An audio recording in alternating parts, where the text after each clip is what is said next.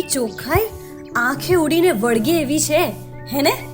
પણ આની પાછળની મહેનત જોઈ છે તમે? ચાલો હું બતાવું તમને. કચરા પેટી હોય કે કચરાના ખાલી ડબ્બા, તેને જરૂરથી હટાવવા પડે. અને પછી સૌ પહેલા શૌચાલયને ફ્લશ કરવું પડે. સાથે જ શૌચાલય હોય કે યુરિનલ, સિંક હોય કે કાઉન્ટર ટોપ્સ, બધું જ જંતુમુક્ત કરવાનું છે. સમજ્યા ને તમે? પછી એક ટોયલેટ બ્રશ કે સ્પંજ લો અને સપાટીને રગડીને સાફ કરો. સાથે જ ફ્લોર ઉપર પણ આ જંતુનાશક છાંટો અને થોડી વાર પછી ઘસીને સાફ કરી નાખો.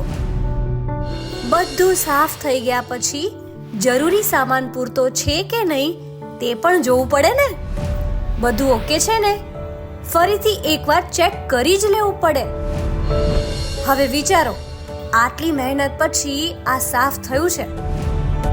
એટલે જ તો આપણે અલગ અલગ પ્રકારનો કચરો અલગ અલગ કચરા પેટીમાં નાખવાનો આગ્રહ રાખવો જોઈએ. સમજ્યા ને તમે? તો આપણે પાન માવા થૂકીને, ટિશ્યુ પેપર્સ કે સેનેટરી પેડ્સ નાખીને ફરીથી ગંદુ ના કરીએ. શૌચાલયની અંદર અને બહાર પૂરતી લાઇટ્સ હોય.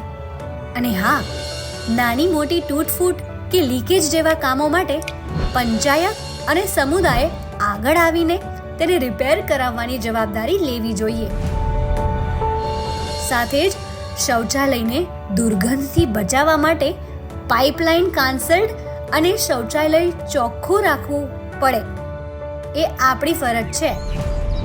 અને હા, તમે વર્કર હોવ કે યુઝર, શૌચાલય સામુદાયિક હોય કે હાઉસહોલ્ડ, છેલ્લે શૌચાલયની સફાઈ કે ઉપયોગ પછી હાથ ધોવાનું નહીં ભૂલતા હો. કારણ કે આ ફક્ત સ્વચ્છતાની વાત નથી, આપણા સન્માનની વાત છે.